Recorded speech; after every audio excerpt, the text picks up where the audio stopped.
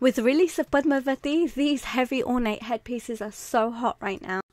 These are Borla monk tikkas. They're a bell-shaped round tikka that sit in the top section of your widow's peak.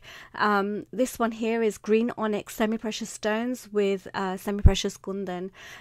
All these tikkas that you've seen will be available in my web store very soon. So start by parting your hair and then securing the rest of your hair up in a bun.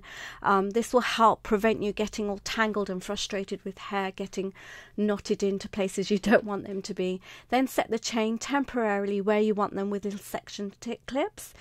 Take ordinary sewing thread and wrap one end to the hook of the chain, and then take that round to your other ear where you will be hooking the other end to one side of that string. Then take that to the nape of your neck at the back and knot that in place. It is a little fiddly, but take your time. With your hair out of the way, you shouldn't have too much of a problem. If you need to, get some help to do this bit.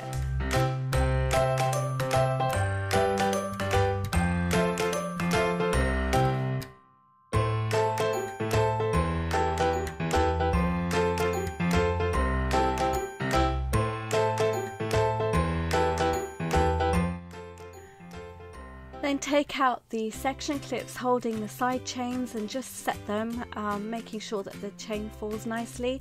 My tikka is quite lightweight, so I can get away with, when I say tikka I mean the center part, I can get away with just back combing it and then sticking a little pin underneath just to hold that in place. However, if yours is heavy, then you want to take another piece of string, just like I've done before, hook it onto the center of that, the hook on the center of that piece, and then bring that to the back like we've done, and pin that underneath where you've did the knot before for the side chains, and that will hold it in place. You can see it's not moving, and you can bend forward without it being an issue.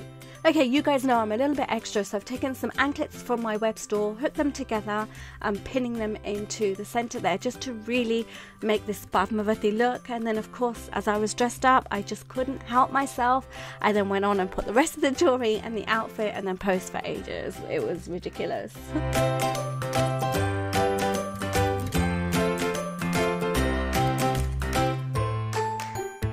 So I could never just do a Borla monk tikka without doing the whole get up.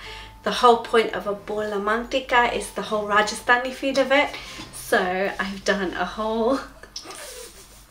This look has made me feel so giddy, but look, it's just so beautiful, like... So give me a thumbs up for all the effort I've put into this video. Please do subscribe. There'll be so much more. Give me some ideas and tips for the next one, and I'll see you in the next tutorial very soon. Take care. Bye. So I'm really heavily inspired by the whole Rajasthani era, having just come back from Rajasthan. I travelled for nearly 2 weeks, exploring a lot of royal palaces and forts and Mughal style jewellery and jewellers. And if you want to see those vlogs, then please do follow my Khans of London vlogs, daily vlogs on my travels. And thank you for watching. Please do subscribe with notifications, and I'll see you all very soon. Take care. Bye.